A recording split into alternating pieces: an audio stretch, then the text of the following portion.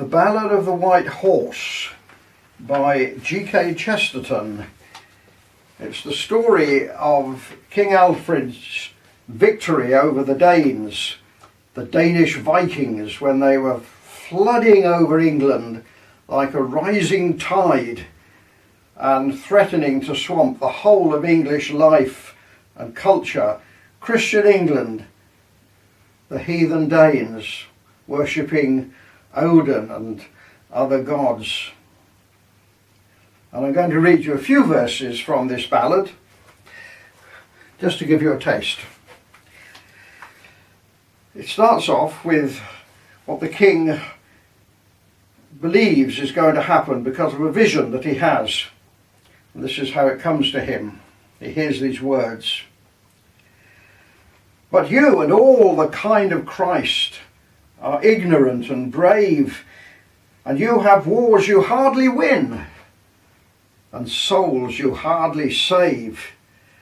I tell you naught for your comfort, yea, naught for your desire, save that the sky grows darker yet, and the sea rises higher.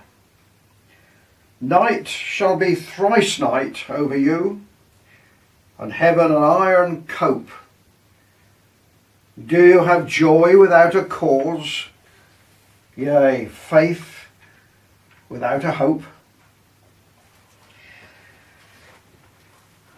But later on there is a battle at Eþandun, now known as Edington. And this is what Alfred cries as he is facing the Danish Viking army.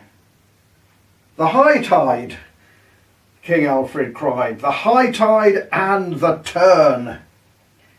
As a tide turns on the tall grey seas, see how they waver in the trees, how stray their spears, how knock their knees, how wild their watchfires burn.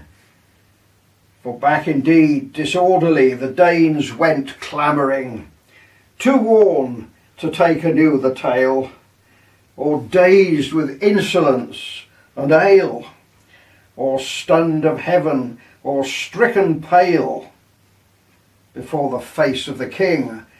For dire was Alfred in his hour, the pale scribe witnesseth. More mighty in defeat was he than all men else in victory.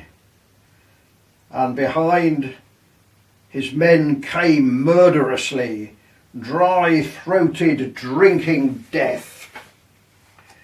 And highest sang the slaughter, and fastest fell the slain, when from the wood road's blackening throat a crowning and crashing wonder smote the rear guard of the Danes.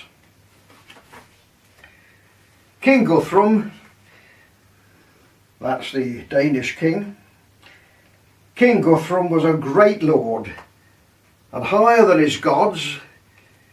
He put the popes to laughter, he chid the saints with rods. He took this hollow world of ours for a cup to hold his wine. In the parting of the woodways there came to him a sign. In Wessex, in the forest, in the breaking of the spears, we set a sign on Guthrum to blaze 1,000 years. Where the high saddles jostle and the horse tails toss, there rose to the birds flying a roar of dead and dying, in deafness and strong crying. We signed him with the cross. Far out to the winding river the blood ran down for days when we put the cross on Guthrum in the parting of the ways.